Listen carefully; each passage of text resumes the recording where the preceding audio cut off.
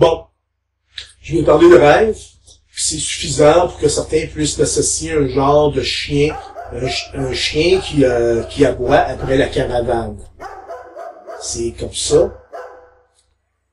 Puis je comprends, puisque l'interprétation de ces rêves a fait que je me suis permis d'associer l'assassinat de Benoît Perron à l'utilisation d'une arme à micro-ondes.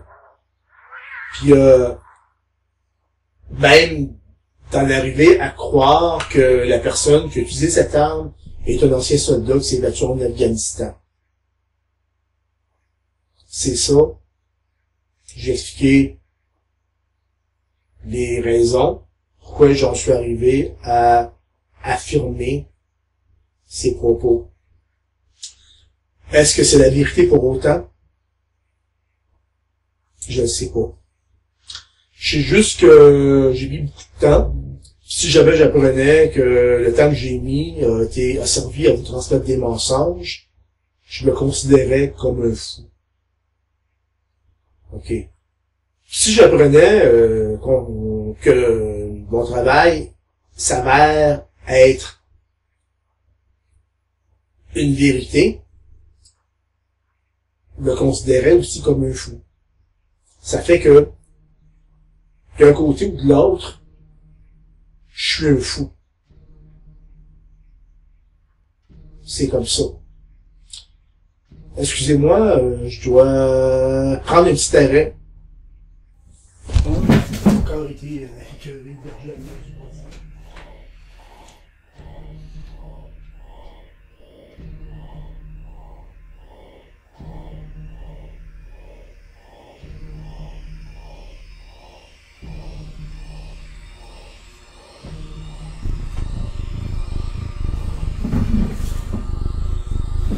Bon, je suis de retour sans la caméra. Je continue. Je trouve ça bien d'être un fou parce que le fou peut faire des amalgames jusqu'au délire et remettre en question constamment ce qu'il a dit à chaque fois qu'il vit une nouvelle expérience. C'est ainsi que le 4 décembre dernier, j'ai pu me laisser transporter par des scènes de Arrival de Denis Villeneuve alors que je pensais avoir tout dit sur mes rêves. Arrival est un film de science-fiction qui traite de communication entre deux mondes. Il est ici question de notre monde et celui d'heptapodes, des visiteurs de l'espace qui transcendent notre réalité et notre espace-temps.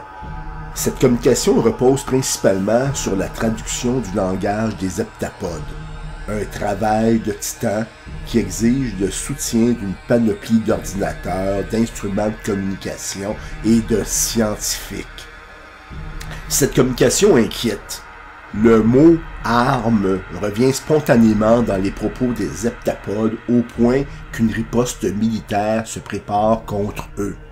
Cela arrive alors que Louise Banks, une experte en linguistique comparée, découvre que le mot « arme » est en réalité le mot « don ». Si vous aimez mieux, la communication ne fonctionne pas très bien.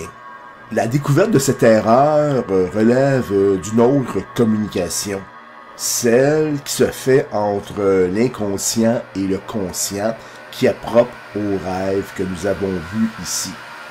Cette fois-ci, il est plus question de songes, des genres de rêves réveillés qui permettent aux heptapodes d'utiliser Louise Banks pour modifier le destin de l'humanité. Arrival nous rappelle notre droit de douter ce que tout le monde croit. Nous avons le droit de croire en nos rêves, nous avons le droit de croire que les rêves sont des divagations de notre cerveau. On peut croire à tout ce qu'on veut, sauf que ça change rien à la réalité. La réalité veut que les neurosciences abordent l'idée que le cerveau serait une périphérique de Dieu. Parmi ces personnes, nous retrouvons le docteur Mario Burgard, l'auteur du livre « Du cerveau à Dieu ». Ces études tendent à démontrer qu'une intelligence surnaturelle utiliserait notre cerveau en passant par l'âme ou encore notre esprit comme si ces derniers étaient un câble branché sur une autre dimension. Arrival nous rappelle aussi que même si notre société occidentale a tendance à imposer des changements selon des impératifs politiques, économiques et scientifiques, nous restons profondément ancrés à une dimension surnaturelle, dont celle qui se retrouve dans nos rêves. J'ajoute que cette dimension n'est pas en opposition avec les impératifs politiques, économiques et scientifiques comme on aimerait croire, mais plutôt son moteur, sa force et sa raison. Si vous préférez, les songes et les rêves portent des inventions et des œuvres qui imbibent notre monde depuis toujours. Il y a aussi une représentation matérielle de cette tendance qui se retrouve dans l'univers des mystérieux ovnis, objets volants non identifiés. Comme pour le film Arrival, les véhicules extraterrestres sont associés à des expériences paraphysiques que nous pouvons vivre dans nos rêves. On parle entre autres de lévitation ou encore d'un endroit où il n'y a pas de gravité, où on peut voler, de voix dans la tête, comme des expériences télépathiques, des impressions de traverser un mur, de la paralysie et j'en passe. Comme pour Arrival, la traduction du langage peut être erronée, alors que la majorité accepte l'idée que les ovnis sont des vaisseaux de l'espace. D'autres, plus sceptiques, associent les ovnis à des armes psychiques. Cette opinion impose une réflexion sur une supercherie qui consiste à imiter Dieu en communiquant avec notre cerveau sans passer par l'esprit ou encore l'âme. Ce qui revient à dire, c'est que les armes psychotroniques reproduisent des phénomènes qui sont associés à l'univers spirituel, mais dont l'origine est loin d'être en lien avec la spiritualité. Laquelle?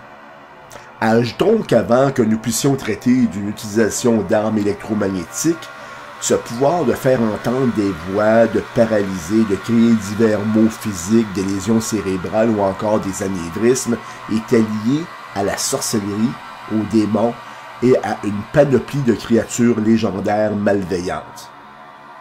Quel est le lien avec Benoît?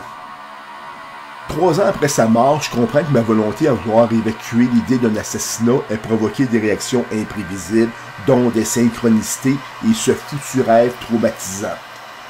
Je reste par contre surpris par la route empruntée.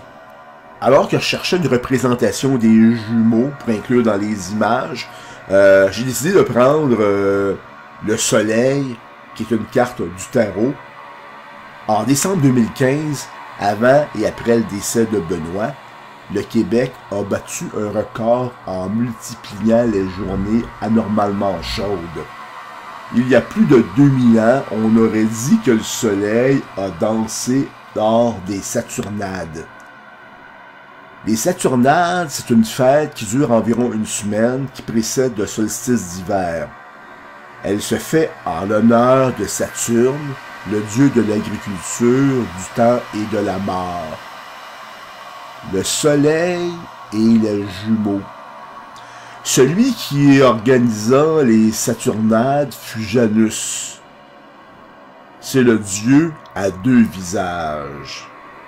Saturne est associé à Cronos et à Satan. Ce lien nous amène à une vieille croyance qui associe la main gauche au mal, au malin ou encore à Satan. Cette croyance marque depuis la majorité des grandes religions au point que des artistes chrétiens ont reproduit des créatures démoniaques en gaucher. Cette même croyance est derrière les expressions « la voix de la gauche » ou « travailler de la main gauche » pour définir la personne qui pratique le vaudou ou la magie noire. Qu'en est-il avec notre époque moderne? On pourrait dire ici qu'un droitier qui pratique la magie devient un gaucher. Il y en est de même pour une personne qui utilise des armes électromagnétiques pour s'attaquer à des diplomates ou pour provoquer des anévrismes cérébraux. Cette personne fait de la magie. Il fallait que je passe de Arrival vers les rêves, les ovnis, le soleil, la magie, Saturne, Satan et la main gauche pour revenir aux 3 rêves. Dans le premier qui suivit son décès, Benoît m'a offert une bière de sa main gauche. Dans le deuxième rêve, très blanc, bien éclairé, comme si le soleil était radieux, le jumeau de Benoît était assis à ma gauche et m'a poignardé du côté gauche. Enfin, dans le troisième rêve, le personnage qui traversait le mur de sa chambre portait l'objet pointu dans sa main gauche. Était-ce pour lier la mort de Benoît à des armes qui reproduisent la magie noire de notre passé, ou à cause que je suis moi-même un gaucher?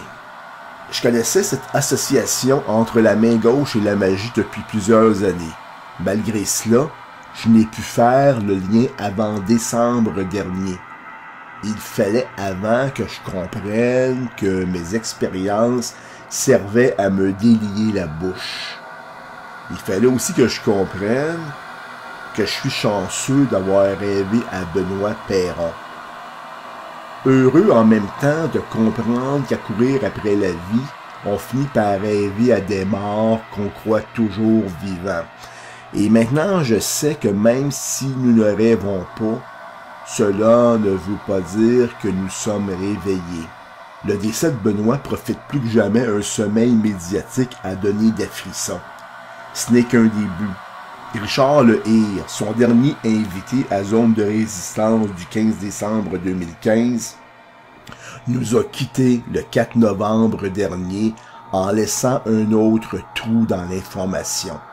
Pendant ce temps, les teignes, tels Titus d'enfer, prolifèrent au point de faire ressembler l'espace public à un bunker de Hitler construit sur la morale autoritaire de SS.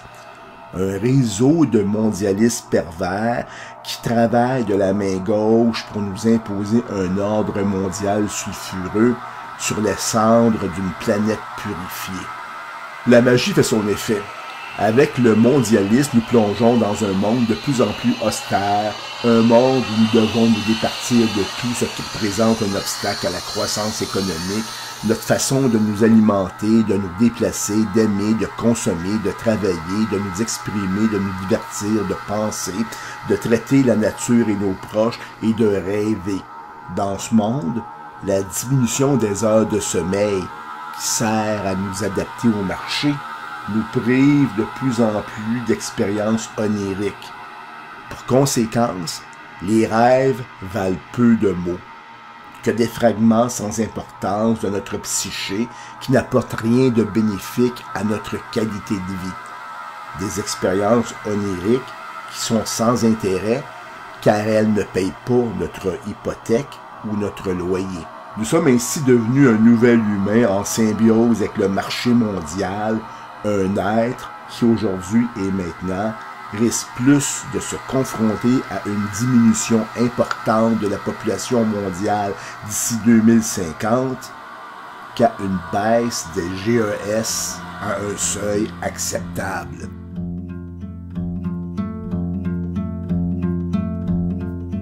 Je me suis réveillé au milieu de tout ça.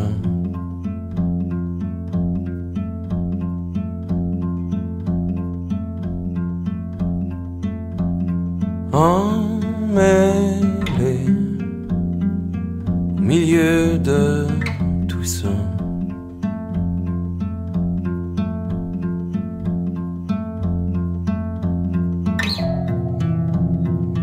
Dans les gloires du matin,